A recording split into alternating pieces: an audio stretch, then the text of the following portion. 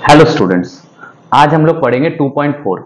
यहाँ पे हम लोग अब समझेंगे कि यूरोप में 1815 के बाद सिचुएशन कैसा था।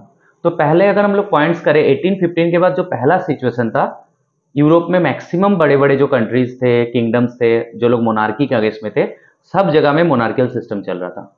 नेपोलियन के हारने के बाद वाटरलू वॉर में जो ट्रीटी ऑफ वियना बना, ट्रीटी ऑफ वियना में जहां पे ऑस्ट्रिया, प्रूसिया, रसिया, ब्रिटेन, वो लोग मिलके जो एक कांग्रेस बनाया जिसको वियना कांग्रेस हम लोग बोलेंगे, वहां पे फ्रांस में बर्बन डायनेस्टी को वापस लाया गया। रसिया, प्रूसिया, ऑस्ट्रिया और ब्रिटेन में ऑलरेडी मोनार्कियल सिस्टम एस्टेब्लिश था, और जो मोनार्कियल सिस्टम था वो कंजर्वेटिव था। वो लोग मोनार्कियल सिस्टम के अगेंस्ट में कुछ सहते नहीं थे, कोई भी क्रिटिसिज्म नहीं सहते थे। तो अब सिचुएशन कैसा है, सब जगह में मोनार्कियल सिस्टम है। ओके, पहला पॉइंट। सेकेंड पॉइंट, पीपल लोग एस्पायर कर रहे हैं वही फ्रांस का 1789 वाला रिवोल्यूशन वाला आइडिया, नेचुरल और इनएलियनेबल जो राइट्स थे, लिबर्टी, फ्रीडम, इक्वलिटी, डेमोक्रेसी, ये वो लोग चाहते हैं। अब वो लोग के साथ जो लोग कंजर्वेटिव्स है और जो लोग रिवोल्यूशनरीज है, दोनों में एक बोल सकते हो राइवलरी स्टार्ट हो गया। ये लोग चाहते थे फिर से डेमोक्रेसी आ जाए और कंजर्वेटिव्स लोग चाहते थे मोनार्कियल सिस्टम आ जाए। तो क्योंकि कंजर्वेटिव्स लोग उस टाइम पे पावर में थे, मोनार्कियल सिस्टम चल रहा था, तो जो लोग रिवोल्यूशनरीज थे वो लोग सीक्रेट सोसाइटीज बनाने लगे और सीक्रेटली गवर्नमेंट को अटैक करने लगे, क्रिटिसाइज करने लगे। तो ऐसा ही जो रिवोल्यूशनरी था उसमें गुस्सीपी माज़िनी का रोल बहुत इंपॉर्टेंट था। वो इटाली को यूनिफाइड करने के लिए बहुत ज्यादा कोशिश किए थे। जनरली उनके बारे में जो नॉलेज हम लोग को मिलता है 1805, जो तुम लोग के सीबीएसई बुक में दिया हुआ है, कोई कोई बुक में 1807 भी रहता है। उस टाइम पे वो जेनोआ में जन्म लिए थे, उनका ये मेन इंपॉर्टेंट हुआ उनका जन्म। सेकंड में वो कार्बोनारी नाम का एक सीक्रेट सोसाइटी के मेंबर थे। थर्ड में लिंगुरिया नाम का एक जगह था जहां पर एक रिवोल्यूशन लाए थे, लिगुरिया नाम के एक जगह में वो रिवोल्यूशन लाए थे। इसलिए 1831 में उनको एग्जाइल में भेज दिया गया था, देश से बाहर निकाल दिया गया था। तो ये हो गया उनका पहला स्टेप, अर्ली लाइफ, जन्म।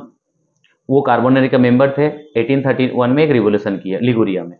नेक्स्ट स्टेप में जब वो एग्जाइल के बाद आते हैं तो वो और दो सीक्रेट सोसाइटीज बनाते हैं, यंग इटली और यंग यूरोप। ये दो सीक्रेट सोसाइटी बनाते हैं। यंग इटली बनाए थे वो मार्सेलेस में, यंग यूरोप वो बनाए थे बर्न सिटी में। बर्न नाम का एक सिटी था, वहां पे वो दो सीक्रेट सोसाइटीज बनाए। तो माज़िनी को फॉलो करके बहुत सारे लाइक माइंडेड पीपल थे जो लोग और सीक्रेट सोसाइटीज बनाने लगे, और सभी लोग डेमोक्रेटिक रिपब्लिक को एस्पायर करने लगे। तो माज़िनी चाहते थे कि इटली को यूनिफाइड कर दे। इटली ना उस टाइम पे अलग अलग किंगडम के अंडर में बटा हुआ था, तो उनको वो यूनाइटेड करने के लिए ही ये सीक्रेट सोसाइटीज बनाए थे जिसमें वो रिवोल्यूशन कर रहे थे। अब बहुत सारे कंट्रीज थे जो माज़िनी को फॉलो कर रहे थे, सीक्रेट सोसाइटी बना रहे थे। उसमें मेन कंट्रीज थे जर्मनी, फ्रांस, स्विट्जरलैंड और पोलैंड। यहाँ पे भी सीक्रेट सोसाइटीज फॉर्म हुआ था और वो लोग सब कोई मोनार्कियल सिस्टम के अगेंस्ट में फाइट कर रहे थे। इवन ऑस्ट्रिया के जो चांसलर थे ड्यूक मेटरनिच, वो गुस्सीपी माज़िनी को द मोस्ट डेंजरस एनिमी बोले थे सोशल ऑर्डर का। ठीक है, तो ये हो गया हम लोगों का जो लोग रिवोल्यूशनरीज थे, और रिवोल्यूशन में गुस्सीपी माज़िनी का मेन रोल हो गया। तो माज़िनी का डेट ऑफ बर्थ याद रखेंगे, 1831 में उसको एग्जाइल में भेजा गया। वो कार्बोनेरी नाम का सीक्रेट सोसाइटी के मेंबर थे। दो ठो वो ग्रुप बनाए थे, यंग इटली और यंग यूरोप। दो ठो शहर में, पहला वाला यंग इटली है मार्सेलेस में और यंग यूरोप है बर्न शहर में।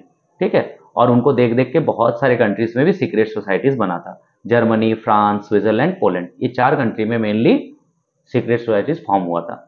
तो ये हम लोग शॉर्ट में 2.4 याद रखेंगे, ये की पॉइंट्स है, और वो इटली को यूनिफाइड करने का ही कोशिश किए थे। Okay, best of luck students.